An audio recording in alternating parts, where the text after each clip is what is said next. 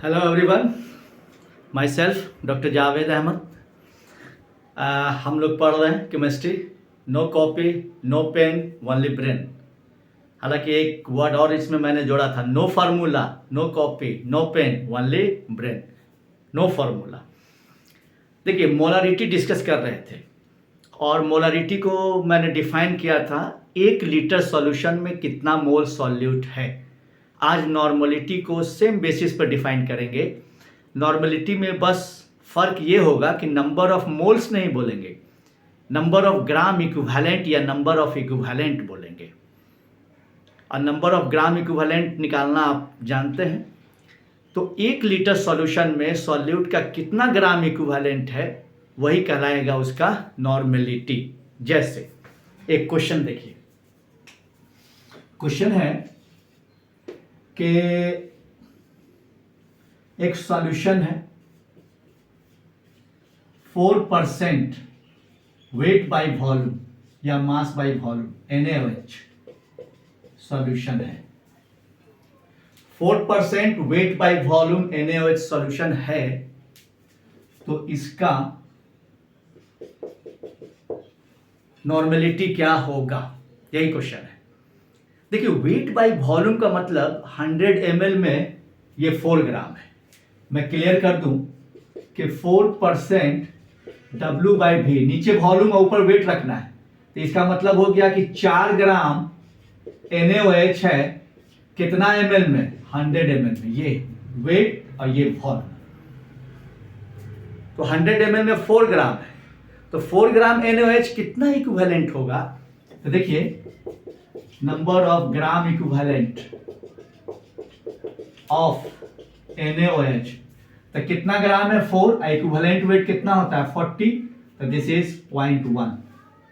अब इतना इक्विवेलेंट कितना ml में है, 100 ml में है, तो हमको 1000 ml यानी 1 लीटर में निकालना है। तो हम कहेंगे इतना इक्विवेलेंट है 100 ml में, तो 1000 ml में कितना होगा, तो इसको 10 से मल्टीप्लाई किए तो इसको भी 10 से करना होगा। मेरा आंसर हो जाएगा 1 नॉर्मल आंसर। यही तो है। क्लियर? नेक्स्ट,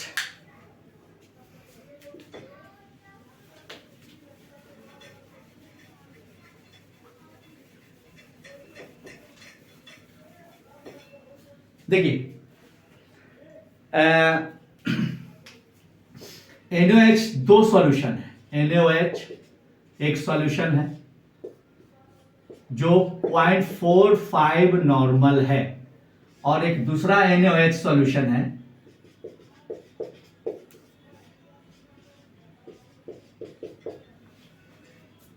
दो NaOH सॉल्यूशन है, एक 0.45 नॉर्मल है, एक 0.60 नॉर्मल है। दोनों को मिक्स किया गया,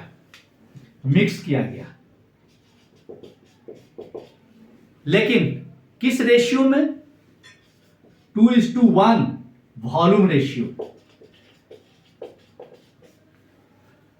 तो रिजल्टिंग सॉल्यूशन, जो सॉल्यूशन बनेगा, रिजल्टिंग सॉल्यूशन का नॉर्मलिटी क्या होगा, यही क्वेश्चन है।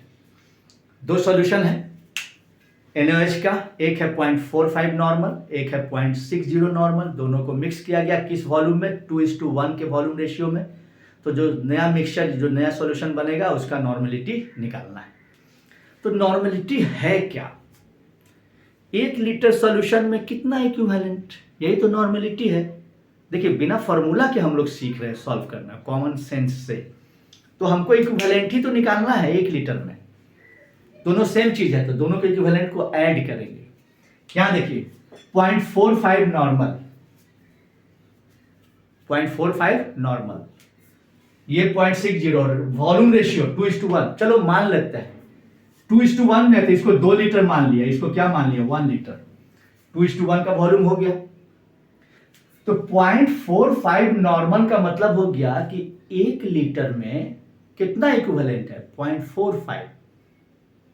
0.45 नॉर्मल का मतलब 1 लीटर में 0.45 इक्विवेलेंट है, तो 2 लीटर में कितना हो जाएगा, इसका जस्ट डबल।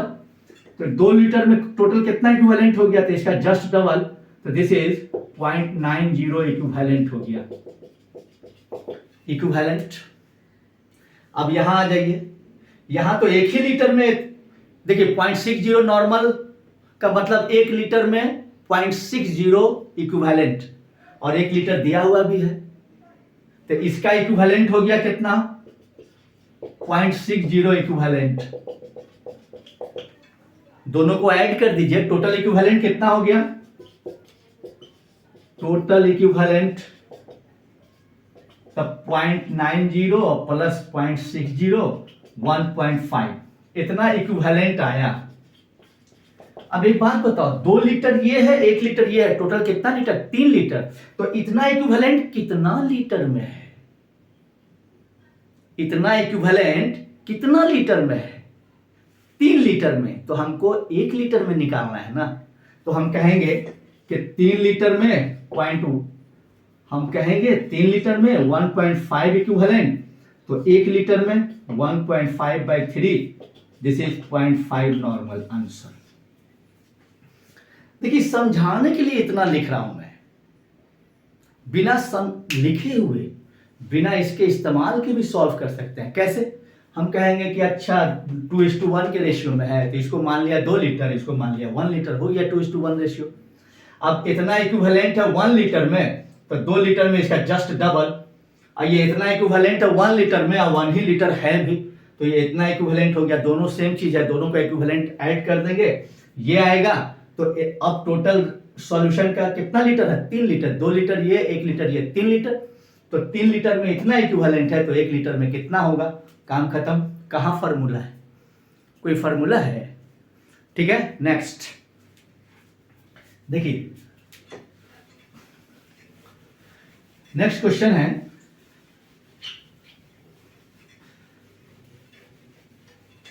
कि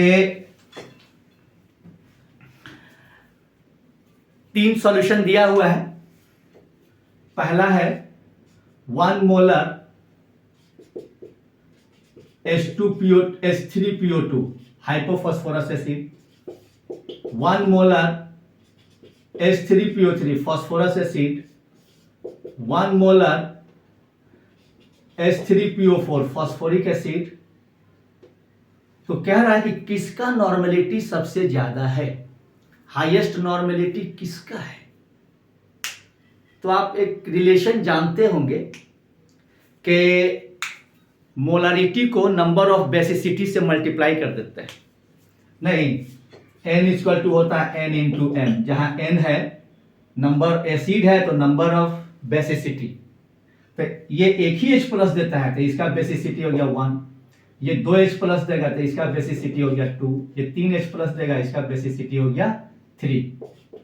तो सबसे ज्यादा नॉर्मेलिटी किसका हो जाएगा, ये 3m इसका हो जाएगा, तो दिस इज 3 × ये हो गया n बराबर, तो ये 3 नॉर्मल हो जाएगा, m कितना दिया हुआ 1, तो दिस इज 3 नॉर्मल। इसका कितना हो जाएगा, तो इसका हो जाएगा 2 नॉर्मल, ये कितना होगा 1 नॉर्मल, तो सबसे ज्यादा नॉर्मेलिटी इसका। आ रही बात समझ में। देखिए नेक्स्ट क्वेश्चन,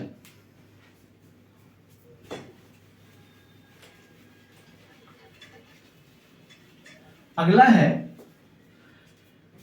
3S। देखिए सिर्फ एसिड रहेगा तो सबके ग्राम इक्विवेलेंट को जोड़ेंगे, सिर्फ बेस रहेगा तो सबके ग्राम इक्विवेलेंट को जोड़ेंगे और 1 लीटर में निकाल देंगे कितना ग्राम इक्विवेलेंट है, वही नॉर्मेलिटी होता है। नेक्स्ट क्वेश्चन है कि एक सॉल्यूशन है नाइट्रिक एसिड, HNO3 का सॉल्यूशन है, आ रही बात समझ में, ठीक है, 5 ml है, 1 नॉर्मल। दूसरा एसिड है, नहीं सॉरी ये HCl, सॉरी HCl है, HCl हो नाइट्रिक एसिड हो कोई फर्क नहीं पड़ता। दूसरा है H2SO4 H2SO4 कितना, this is 20 ml, n/2 normal, sorry n/2। और एक तीसरा सॉल्यूशन है नाइट्रिक एसिड HNO3, ये 30 ml है, n/3। अब तीनों को मिक्स किया गया और मिक्स करके वॉल्यूम 1 लीटर किया गया। 1 लीटर। तीनों को मिक्स कर दिया गया, अब वॉल्यूम कितना कर दिया गया 1 लीटर। आ रही बात समझ में? तो क्वेश्चन कह रहा है कि इस सॉल्यूशन का नॉर्मेलिटी क्या होगा। याद रखिएगा फाइनल वॉल्यूम 1 लीटर है। एक बात बताओ, जब 1 लीटर है तो हमको सिर्फ क्या निकालना, नंबर ऑफ ग्राम इक्विवेलेंट, क्योंकि 1 लीटर है तो 1 लीटर में जितना ग्राम इक्विवेलेंट आएगा वही उसका नॉर्मेलिटी हो जाएगा। तो टोटल ग्राम इक्विवेलेंट निकालते हैं। आइए एक बात बताओ, 1 नॉर्मल का मतलब 1 लीटर में यानी 1000 ml में 1 इक्विवेलेंट, तो 5 ml में कितना इक्विवेलेंट होगा?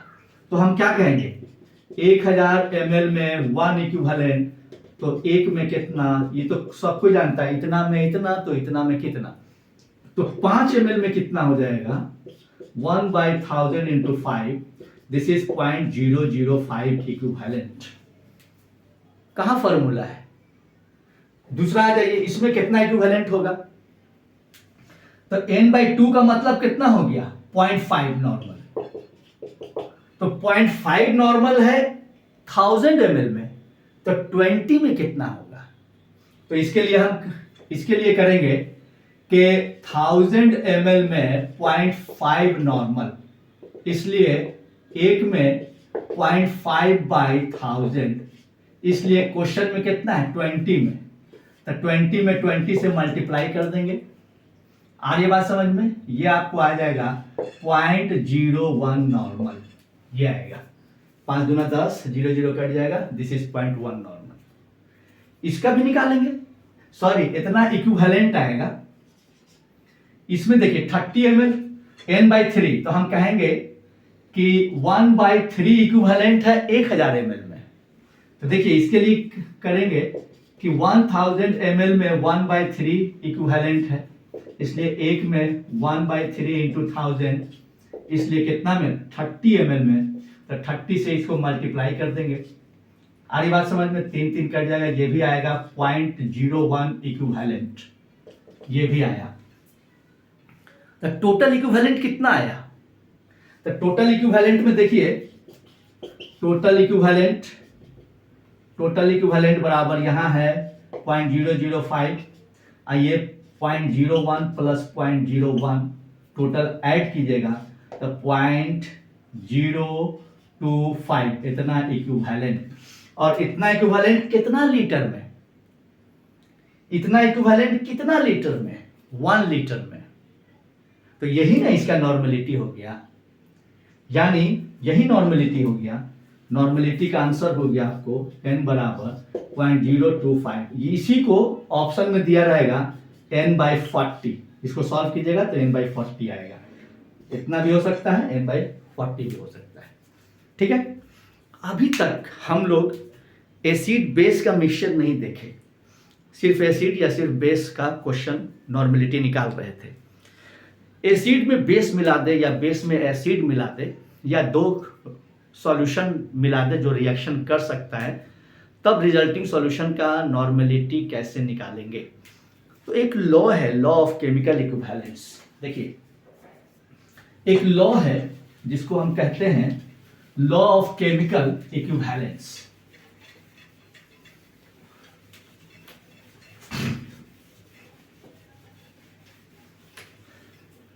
लॉ ऑफ केमिकल इक्विवेलेंस क्या कहता है कि कोई भी सब्सटेंस आपस में रिएक्शन करेगा तो equal number of gram equivalent में, और जब भी प्रोडक्ट बनेगा तो सब equal number of gram equivalent में।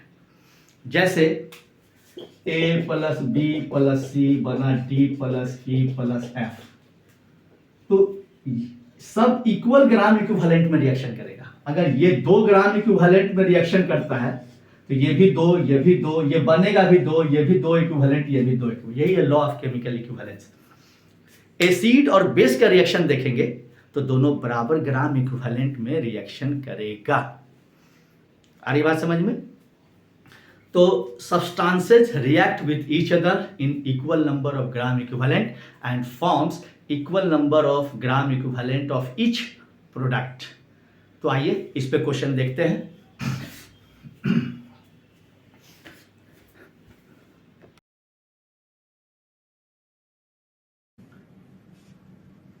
1 ग्राम प्योर कैल्शियम कार्बोनेट है। 1 gram pure calcium carbonate completely reacts with 50 ml dilute HCl। तो क्वेश्चन कह रहा है कि इस HCl का कंसंट्रेशन नॉर्मेलिटी में बताना है, या स्ट्रेंथ नॉर्मेलिटी में बताना है कि इसका नॉर्मेलिटी क्या है। ऑप्शन है 4 नॉर्मल, 0.4 नॉर्मल, 2 नॉर्मल, 0.2 नॉर्मल, ये ऑप्शन है। ठीक, 1 ग्राम प्योर कैल्शियम कार्बोनेट है, 50 ml डाइल्यूट HCl से पूरी तरह रिएक्शन कर जाता है, तो HCl का स्ट्रेंथ नॉर्मेलिटी में क्या है। क्लियर? मैंने अभी कहा कि substances reacts in equal gram equivalent, पूरी तरह रिएक्शन कर जाता है, मतलब दोनों का नंबर ऑफ ग्राम इक्विवेलेंट क्या है, सेम है। बस इसी कंसेप्ट पर निकलेगा। देखिए 1 ग्राम प्योर कैल्शियम कार्बोनेट का नंबर ऑफ ग्राम इक्विवेलेंट निकाल लीजिए।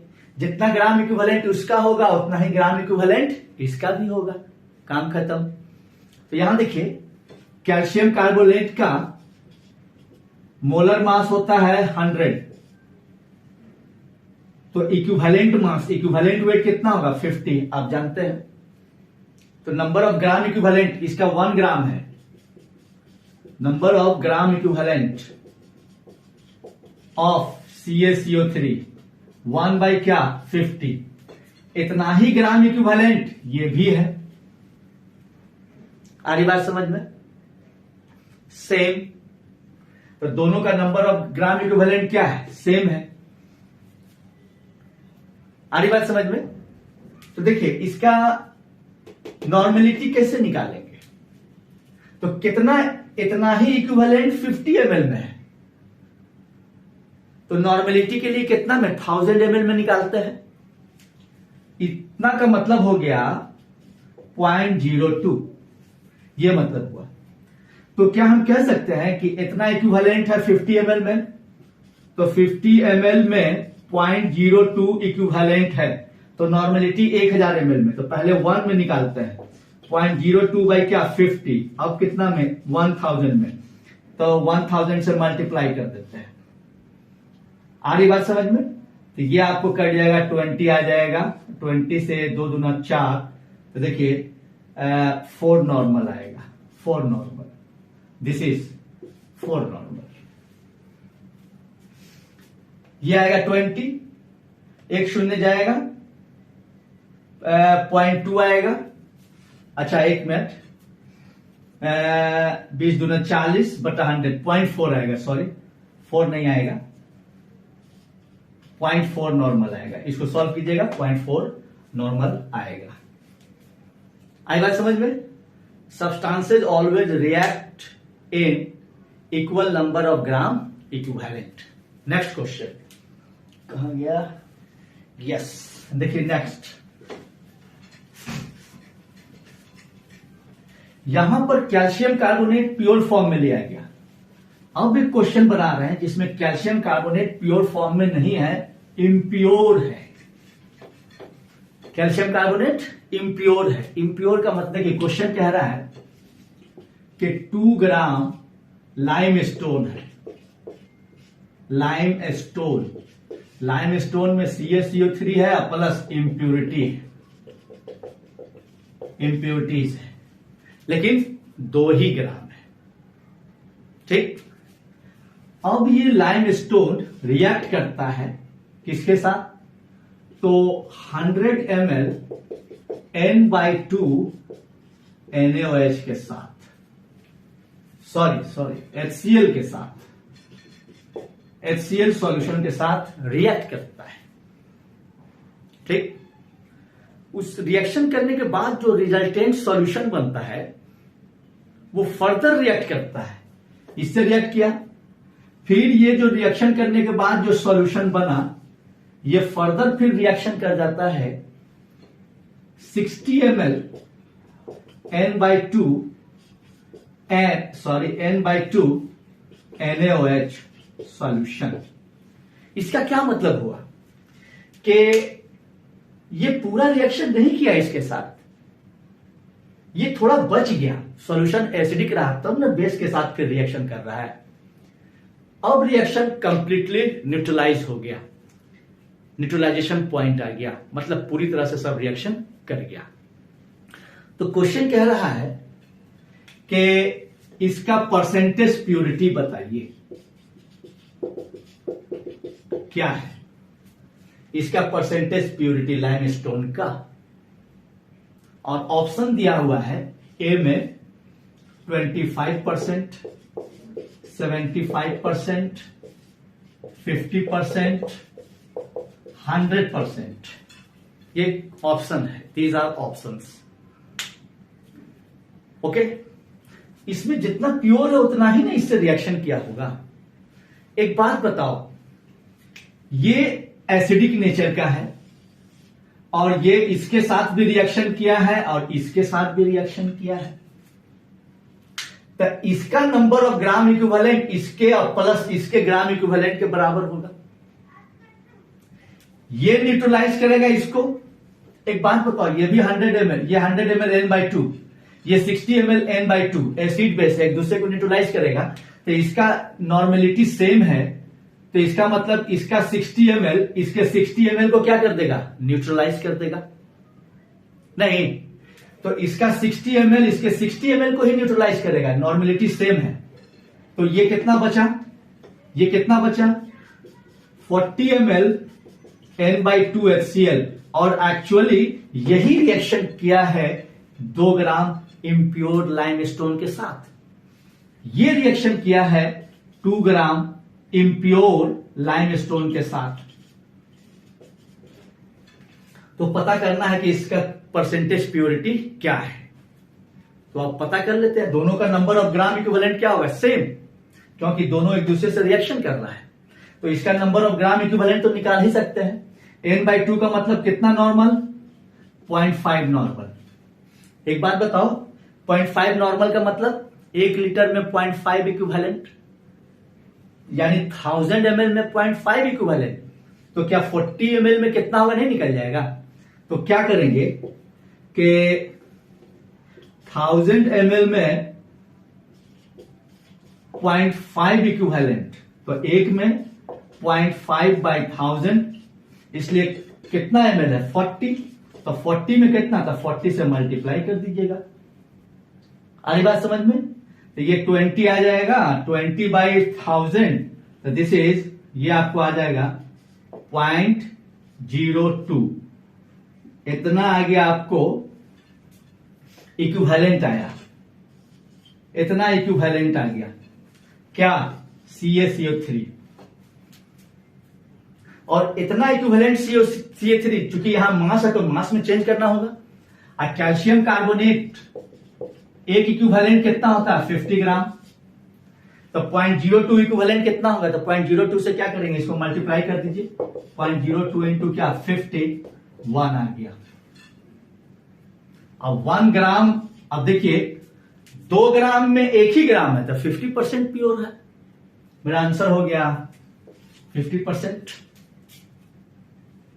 सिंपल, कोई दिक्कत। नेक्स्ट,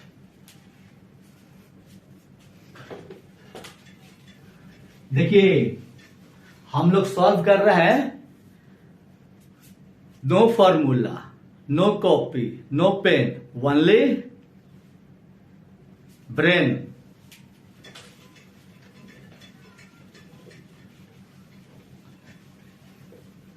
देखिए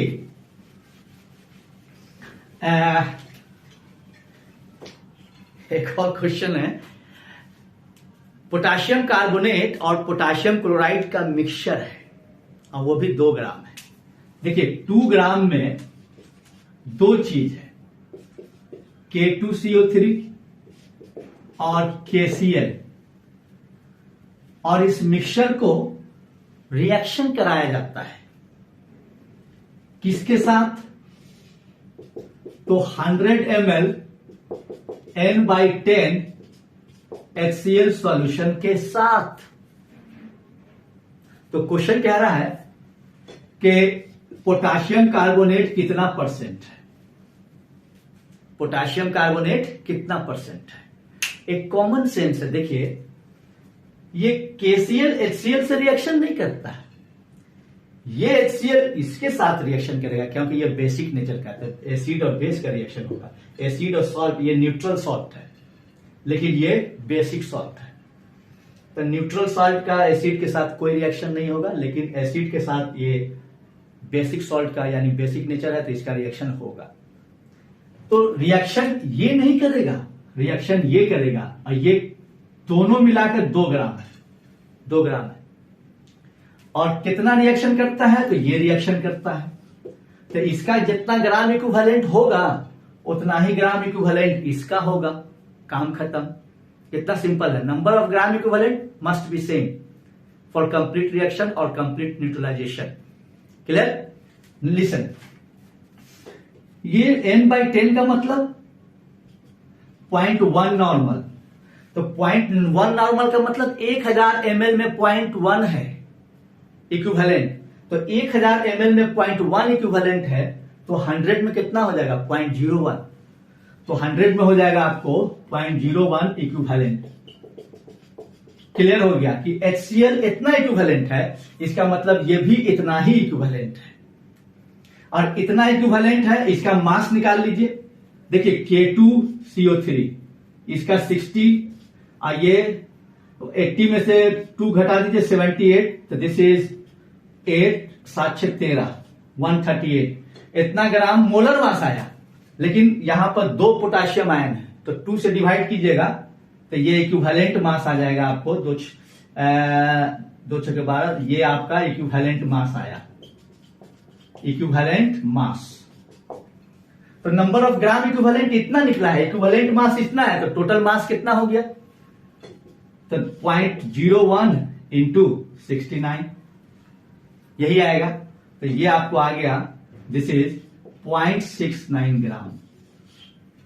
तो 2 ग्राम में ये इतना ग्राम है, तो परसेंटेज यानी 100 में कितना होगा, यही तो निकालना है।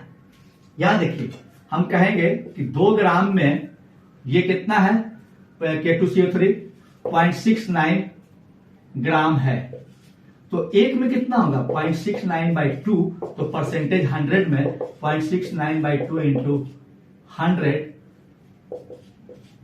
ठीक है। ये आपको आ जाएगा 69/2, यानी 2 तिहाई 6, 2 चौके 8, इतना percent answer. This is the answer. कहीं कोई फॉर्मूला नहीं, समझाने के लिए इतना लिखना पड़ रहा है, ये आपको सीखना होगा, है ना। कुछ नया वे सीखना है तो थोड़ा सा तो प्रैक्टिस करना होगा। ट्रेडिशनल मेथड, फॉर्मूला मेथड को हटा रहा हूं मैं, आपको रटने से बचा रहा हूं। कहां कहां थोड़ा बहुत चेंज कर दिया, तो ये फार्मूला फिर वहां लगाइए, वहां वो फार्मूला लगाइए, वहां वो, कहीं कोई फार्मूला लगा रहा हूं, बस इतना ही पे चल रहा हूं। इतना में इतना, तो इतना में कितना नहीं। क्वेश्चन नंबर नेक्स्ट देखिए,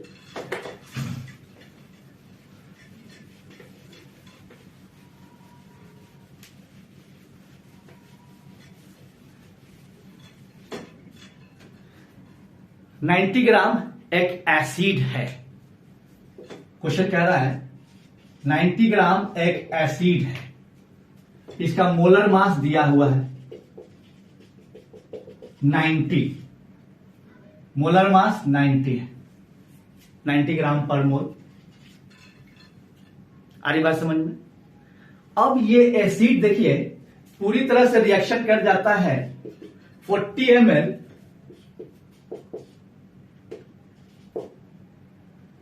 0.5 नॉर्मल NaOH के साथ। 90 ग्राम एसिड है जिसका मोलर मास 90 ग्राम पर मोल है, और ये कंप्लीटली रिएक्ट यानी कंप्लीट न्यूट्रलाइजेशन, कंप्लीट न्यूट्रलाइजेशन हो जाता है कब, जब 40 ml 0.5 नॉर्मल NaOH मिक्स करते हैं। तो क्वेश्चन क्या रहा है कि जो एसिड है उसका बेसिसिटी क्या है, इस एसिड का बेसिसिटी क्या है। देखिए बेसिसिटी निकलेगा कब, जब इक्विवेलेंट वेट आप निकाल लेंगे तब। मोलर मास में से इक्विवेलेंट मास से डिवाइड कीजिएगा तो जितना से कटेगा वही उसका बेसिसिटी होता है।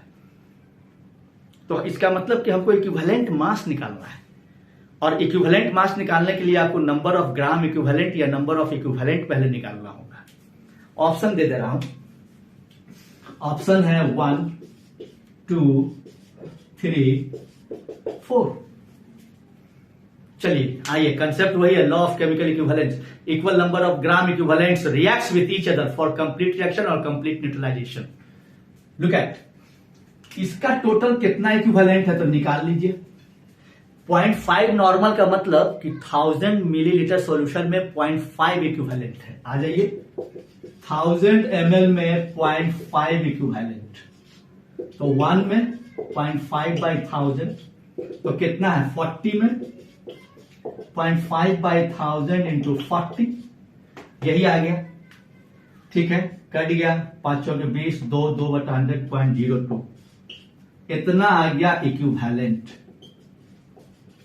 इतना इक्विवेलेंट क्या है, NaOH है, तो इतना ही इक्विवेलेंट एसिड भी है। इतना ही देखिए 0.02 इक्विवेलेंट इसके बराबर। थोड़ा सा क्वेश्चन में मिस्टेक हो गया, क्वेश्चन है 0.90, सॉरी क्वेश्चन है 0.90 ग्राम एसिड। ठीक है, देखिए बेस का इक्विवेलेंट इतना आया, तो इतना ही इक्विवेलेंट इसका भी होना चाहिए। क्लियर, तो निकाल देते हैं हम। देखिए उसका इक्विवेलेंट निकाल देते हैं। इक्विवेलेंट निकालने के लिए मास में इक्विवेलेंट देखिए कैसे निकालेगा, 0.90 मान लिया इक्विवेलेंट वेट E है, इतना बराबर कितना है 0.02। ये नंबर ऑफ ग्राम इक्विवेलेंट है, ये नंबर ऑफ ग्राम इक्विवेलेंट, तो E बराबर आपको आ गया 0.90 इंटू 0.0 सॉरी